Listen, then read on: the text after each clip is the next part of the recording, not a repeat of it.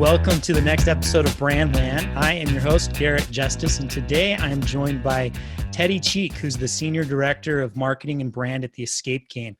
Teddy, how you doing? I'm good, Garrett. How's it going? It's going awesome. I'm super excited to jump in and talk to us today. And, you know, I'm just impressed with like your name. It seems like a rocker name. Like I'm in the presence of someone pretty great here today. It's cool. You know what? People don't think it's real. When I call to order a pizza, people think I'm doing that thing where I'm making them say something a little crude to be funny. You know, you remember those prank calls? Oh yeah. It's not that. Teddy Cheek is my name. I love it. It does feel like a rock star name or something like that. But Appreciate that. well, Teddy, before we jump in, why don't you give our listeners a little bit more background on your career so far and what the Escape Game does? Yeah, absolutely. I have been with the Escape Game for just over 4 years. It's been an amazing adventure and ride. You can't beat it. We make games, is what I tell people. So that's a pretty fun gig. In my role there, I oversee the marketing team as well as the sales and the guest experience teams. We have 19 locations across the U.S., everywhere from New York City to San Francisco to Orlando, a bunch in between. We're the U.S.'s number one escape room company. Yeah. It's awesome. Yeah. And tell me a little bit more about your career before coming to the Escape Game. For sure. So I graduated Belmont University here in Nashville. I guess it's been, over 10 years now. Time is flying. And when I graduated, I jumped, like so many in Nashville. It was all about my band. We were going to make it. I did not need a plan B or career. So we all waited tables together in what I call Nashville music purgatory, where you're just waiting for your number to be called. And I was pretty sure it was going to be called. So we did that for a year or so after college. At some point we decided like, hey, this isn't going to work. I wanted to get married. It was time to look for a job. And honestly, I'd gone all in on music. So I didn't have like a bunch of entry-level jobs or more than a couple internships while in college. So I bounced around a little, but then had an opportunity with a company in Nashville called CrowdSurf. They're a digital marketing agency. They work mainly with musicians and celebrities. Awesome company. It was kind of a dream job. Came in as a project manager, had some clients that I loved, stayed there for about 4 years, ended up in a general manager role. So overseeing the Nashville office, it was an incredible adventure. I got to work on some releases for artists that I loved, that I was excited about, and did that for a long time. The only reason I left is, I was just looking for a change in my, like these artists, it was an amazing job. They call you in the middle of the night and 2 a.m. and they FaceTime you at 3 a.m. And I'm not one to complain about work-life balance. In fact, it kind of annoys me when people say that all the time, but that I kind of hit my limit with it. And so was thinking, hey, I'm either going to do, one of a few things. I'm either going to do real estate with my wife, which I didn't really have interest in real estate, but I have a lot of interest in my wife. So that could be fun. Work for like the coolest agency that I could find. And I had one in mind that I interviewed with, or work for a brand, which excited me. And I had my eye on the Escape Game because I saw, hey, there's a Nashville company that is starting to expand nationally. That looks like a cool opportunity. And so I made the website for me and my wife's real estate thing, Cheek to Cheek Realty. That's cute, right? Nice. Love it. I interviewed with the agency the same day I interviewed with the Escape Game. The owner and co-founder of the Escape Game walked in to a coffee shop and he ordered hot cocoa, and he was wild and creative. And I told my wife that evening, like, if they offer me, this is the one I want. I love it. And so it's been a wild ride going from 4 locations to 19 over the last few years. And, obviously a lot of changes and new developments, and during COVID, making virtual versions of our games. So it's been a true blast. That's awesome. What an awesome career ride so far, and I'm super excited to jump into this topic today. I know though, before we jumped on, you and I were talking and planning my Nashville trip that I'd love to take in the next little bit. Come hear you and your band play, right? Get some good barbecue. So, dude, first of all, for everybody listening, I would do a reunion.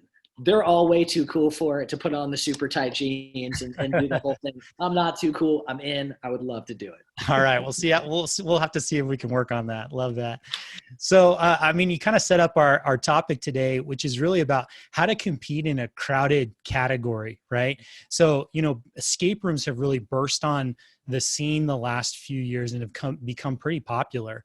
And it's a crowded space. So, I want to dive in and talk a little bit more about that. But before we get into the meat of that, tell me a little bit more about how COVID has impacted your business with all of these physical locations where people are going. You mentioned you've since gone digital, and part of what you're doing is doing these at-home escape room games in addition to some of these locations are open. Is that right? Yeah, that's correct. It was wild because we came into 2020 with a plan that we loved, and January went well. February was a great month. Like we did what we wanted to do. We exceeded our targets. We're celebrating. Hey, we're achieving this. We go into March, like very beginning of March, we feel it pulling a little bit, but no one knows what this is. So we're like, oh, we may not hit our targets for March. What's going on? Things really escalated quickly for the whole world. I mean, before you know it, we had 18 locations at the time. We have 19 now. All of them closed within a couple days, and so suddenly, like, our business is brick and mortar. We have a couple other things out there. We do have a board game that you can check out at Select, Target, and Kohl's and Party City, Books A Million. I got to plug it. Pick it up. It's called Escape from Iron Gate. And we had a subscription style puzzle box called Unlocked. So the first thing we did, our company's if you know us, one thing we are is scrappy and we get stuff to market. So the first thing we did in the first week is said, okay, this puzzle box, we're going to make an all digital version of this game. So we got that out there in a couple weeks, and so had that churning. But then we weren't the first like company to make what's now known as a virtual escape room. But we quickly got it out there. And basically what that is you get on a Zoom call with your friends. You have a host from our company that's talking to you just like I'm talking to you now. You have a game guide that's actually in the escape room at our physical location with a camera on their head. They're kind of your eyes, ears, hands, and feet. And then you have this dashboard that you put on half of your screen. And on that, you see the videos you would see in the game. You see 360-degree scans of the rooms that you can explore. And you have an inventory of items that your game guide finds in the room so you can look at them closer. And we launched this quickly. We didn't wait for it to become perfect. And the reaction was just beyond what we would have expected. It really exploded because there was such a need. Suddenly, every company in the US is working remotely, and they want to do team building because that is a higher priority than ever before to connect teams. So before you know it, we're doing massive teams from all over the country and really all over the world, which was new to us. Our addressable audience went from, 18 cities to everywhere in the world. So that was the silver lining. It's not like it made up for 18 brick and mortar locations, but it was a win. And then slowly we got to start reopening locations along the way. And now we opened all 18, and then grand opening, we opened Irvine, California last week. That's exciting. I love hearing that story. And man, we haven't even jumped into our topic, and you've already given me 2 takeaways, right? The first, competing in a crowded category, what do? Innovate and move quickly. I mean, those are 2 takeaways that I got listening to that story right there. When everything happens, what'd you guys do? You didn't sit back. You innovated. You launched something else out there quickly and got it out there and had some success from it. So love that. So with that, let's jump in, man. We already got 2 of those down. I'm ready to go. So tell me a little bit more about it. I'm assuming that, this space, this escape room space, it's kind of exploded last few years as, lots of teams are looking for kind of team building activities at work, things like that, fun things to do with the family. So I'm assuming this is a pretty popular space. It's a crowded space. Am I right? It is. It's grown. It's only in the US 6 to 7 years old since the very first one opened. And yeah, it's exploded. There's several thousand escape room locations for different companies around the US. Um, Most cities, like we're going into a city like, New York, we're competing with like 30 to 60, if you count the surrounding areas, like 80 escape rooms Hmm. when we're going in. So there's a lot of competition. And something that makes it really interesting is I've heard it called a brandless category, and that it happens so quickly that people kind of all assumed they were all like, is this one company that makes escape rooms, that do these escape room things? So there's not a lot of awareness of brands. There's a lot of brand confusion, really, Mhm. Mhm. especially when 2,000 of the 2,400 companies have escape in the name. Yeah, yeah, that makes sense for sure. Yeah. So talk to me about some of the pros and cons that you face as a director of marketing and brand as you think about how do you grow this brand of yours? What are some of the pros and cons of having kind of that crowded category with some confusion, right? Yeah, exactly.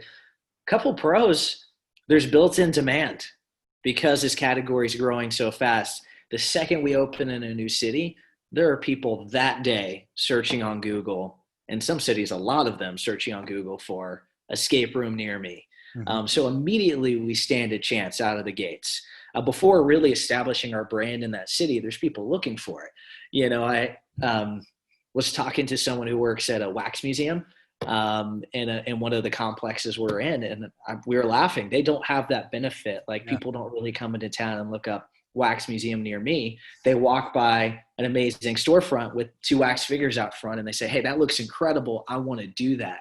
Or they see it on a list on a website that says best things to do in whatever city, but they don't have necessarily that built-in demand. So that's definitely a pro.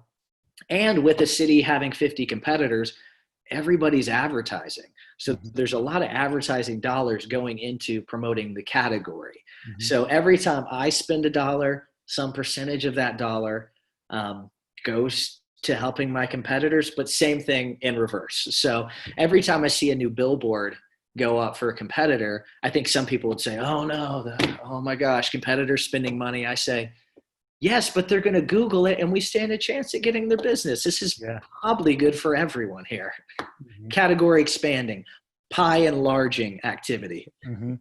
But probably hard on the con side to know, exactly what to do. It's not necessarily easy when you have so much competition out there to know, do we do similar things when it comes to marketing and brand building? Do we do different things? Is that right?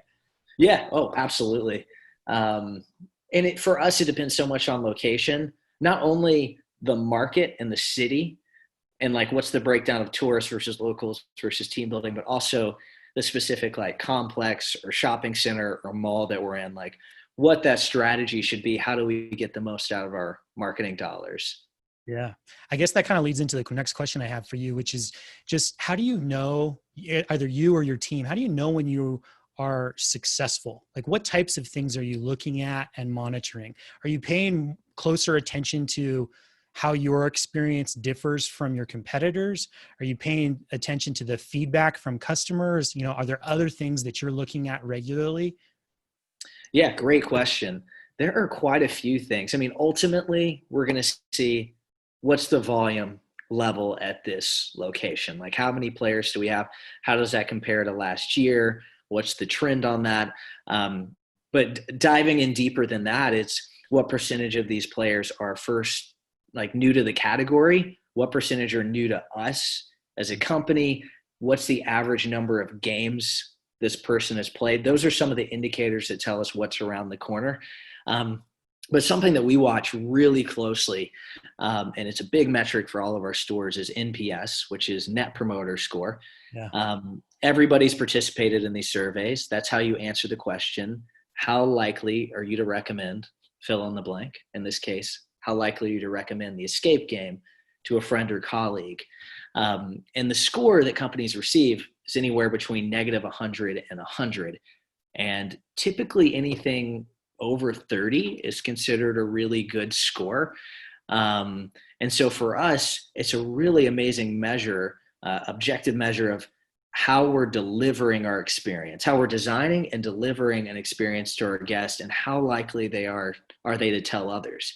Because I know if our NPS is very high, and let's say we go into a market, so our player volume is not very high yet. If they're coming in and they're having an amazing time, it's really kind of hard to fail with a really high NPS.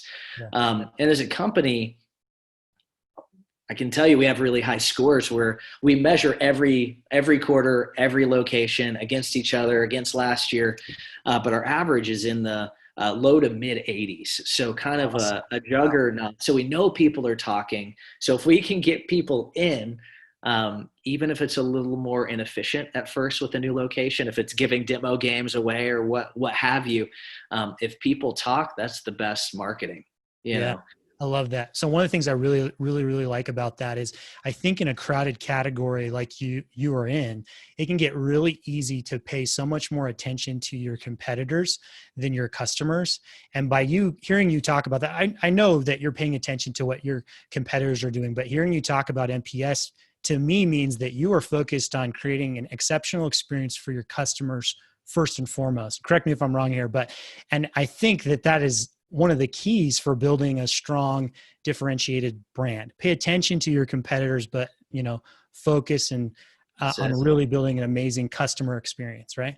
That's it. And you know what? If we can, and let's say all of our competitors deliver an experience that's an 84 NPS, no one's going to fail.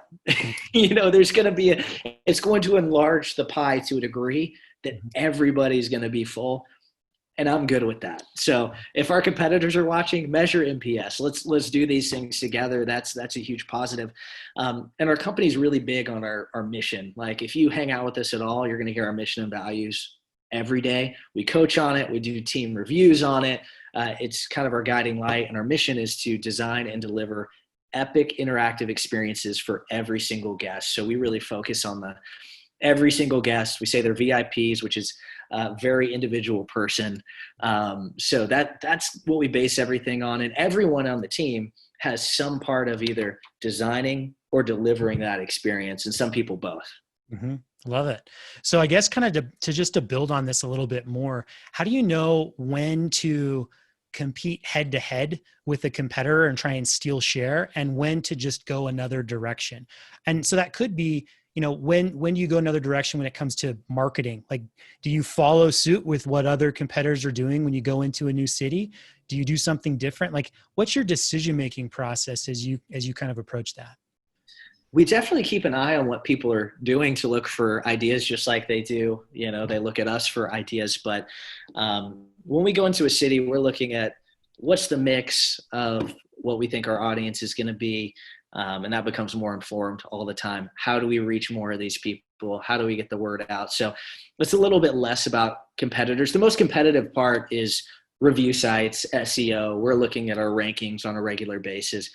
Obviously, we want to have the number one spot on review sites, but that goes back to NPS. Like if you're providing an 85 NPS, you're going to get the 5-star reviews. And so it's going to take care of itself over time. So, and we also our competitors are friends. We love the category, but also the idea of competitors is pretty broad for us. Like we're competing for team building dollars. So our company is competing with, Topgolf, which again would be a friendly competitor, but people are deciding if they want to throw axes or Topgolf or escape room.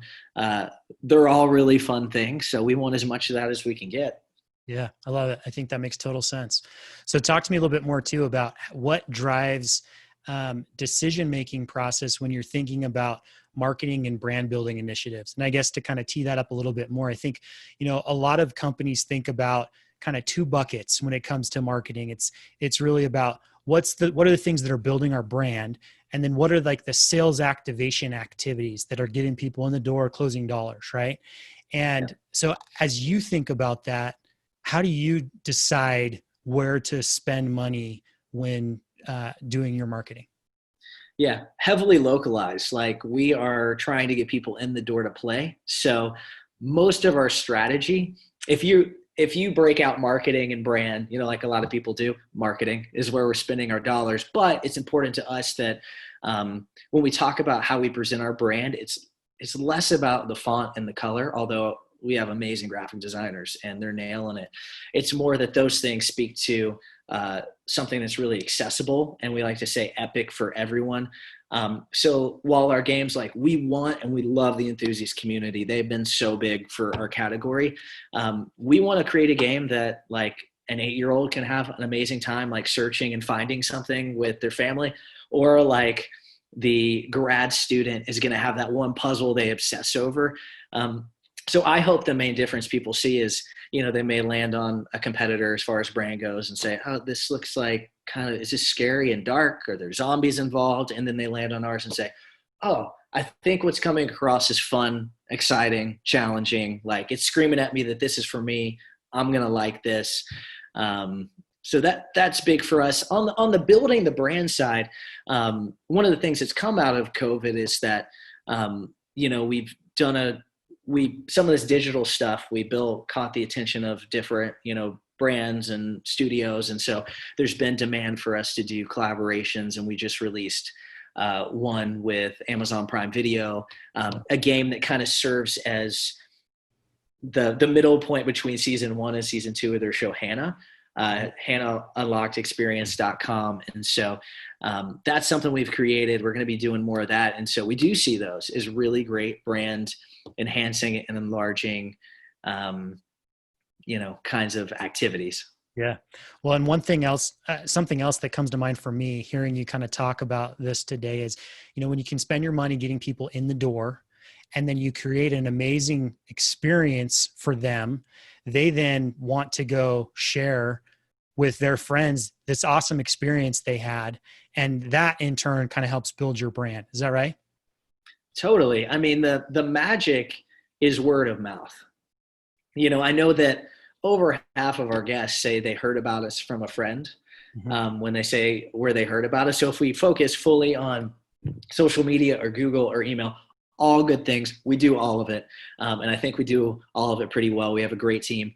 But the magic is word of mouth. When I came in from CrowdSurf, again, the agency I was at that was great, came in with a bunch of big ideas, like I'm some kind of hot shot. I worked with this client list.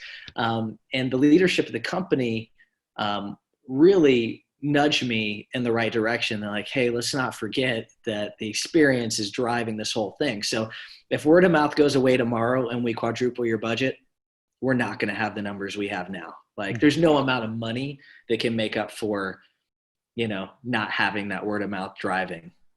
Love it. I think that's awesome. Awesome advice. So I guess as we kind of get to the end here and wrap up, Teddy, what would you say, what's your recommendation for those who are listening who are not in the same category as you, right? It might be different types of businesses, but what are the takeaways that listeners can go and apply in their businesses based on what we talked about today? Yeah. If there's one thing, measure how well you're delivering the experience, measure NPS. It's so easy to email your guests, customers, whatever you call them for your business, and ask them how likely they are to recommend. And if you get a score back, like I mentioned an 80 something in the 80s, like if you don't get that, don't be really discouraged. It's just different in different categories. Like, go look at internet service providers. They all have negative or low. So if I ran Comcast and I got us to 28, I'd say, like, wow, we're doing an incredible job. Measure it over time so you can see how you're improving. Listen into your guest. Excellent advice. Really appreciate you taking the time to share your thoughts with us today. As we kind of wrap up, I have one last question for you that's a little separate from our topic today. But I'm curious to just hear your thoughts on what is something that everyone within marketing should start doing that you feel like most marketers aren't yet doing today. Yeah, I mean, probably listening, and there's a few people you should listen to. I mean, one, the executives, the C team. I think a lot of marketers are always in pitch mode, talk mode, convince mode. My best stuff is because I listen to our CEO. He's a brilliant man. So listen to better marketers. It's hard for any of us to admit there are better people, but like I just burn through Audible, and it's just so influential for me, the kind of stuff I'm listening to. And then 3, back to the guests, customer, what they have to say. So I think if we pitch less, listen a little bit more, we might all get better. Love it. Awesome advice. So Teddy, as we wrap up here, if there are listeners who want to get in touch with you, have follow-up questions, what's the best way for them to connect with you? Yeah, email me, teddy@theescapegame.com. Easy enough. And I'd love to talk. We'll drop that in on the page too, so you don't have to worry about that if you missed it. But Teddy, again, I really appreciate you taking the time today to share your thoughts and insights with us. This has been an awesome episode. Hope you have a great rest of the day. Good talking, man. Thanks for having me on. See you in Nashville for some barbecue. I'm looking forward to it. Let's keep planning that. Cool, man.